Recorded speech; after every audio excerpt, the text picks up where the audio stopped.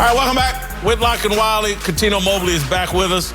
Let's return to the NBA, where LeBron and the Lakers are limping to the end of the season, and wild speculation is already flying about who will be the team's next head coach.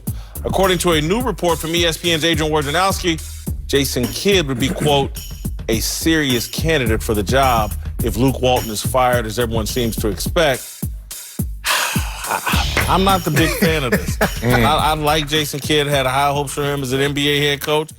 But, man, he had problems in college. Yeah. Disruptor. He's had some problems in his personal life with law enforcement. He got run out of Brooklyn a little early. His friends hired him in Milwaukee. They soured on him.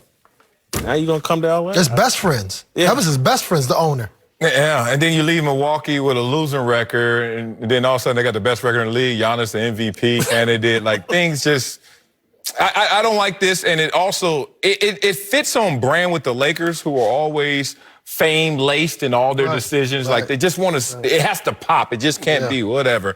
But at the same time, I just don't see it fitting with LeBron having 3 more years remaining. Jason Kidd comes in.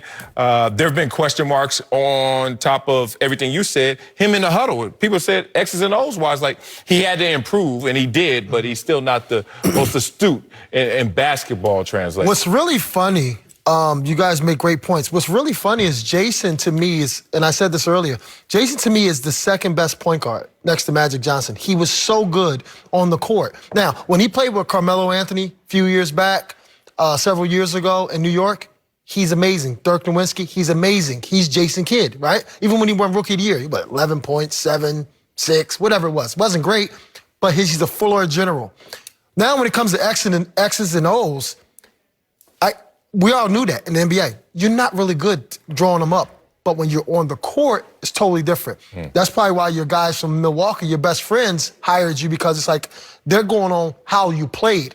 Just because how you played, that doesn't mean you're a great coach, Magic Johnson, right? I love you to death, but you weren't a great coach, right? So Jason Kidd, to me, no way, no how when it comes to Jason Kidd being a Lakers coach. Here's what I think they're thinking, though. I think LeBron, and the narrative on LeBron is the coaches he would work easiest with are former players.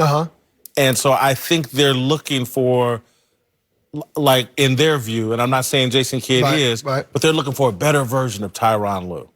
And that I think LeBron has told people, I really like working with Tyronn Lue. Maybe I should have stuck with it. Can we find a better version of Ty Lue? And Jason Kidd's playing resume is better than Tyronn Lue's. But not coaching. But not coaching. And not as a Luke Walton's a former player. That doesn't count. But how about this one? With a resume. Yeah, but you know, but the funny thing, Lue's resume on the court is better. But check this out. LeBron got about, what, 4 more years? Yeah. Three on his contract. Three more years on his contract. 4 more years of maybe 3 years of excellence. Oh, okay, yeah. Now think about Tyronn Lue. When he came to LeBron had about 7, 8 years left. So you have patience. Lakers ain't going for that patience. So if you bring in Jason Kidd and y'all don't do well next year, then what you gonna do? So I'd rather bring Tyronn Lue in, because Tyronn Lue understands LeBron James, his mood swings, you know, and all that old crazy stuff that comes along with LeBron. What about Mark Jackson?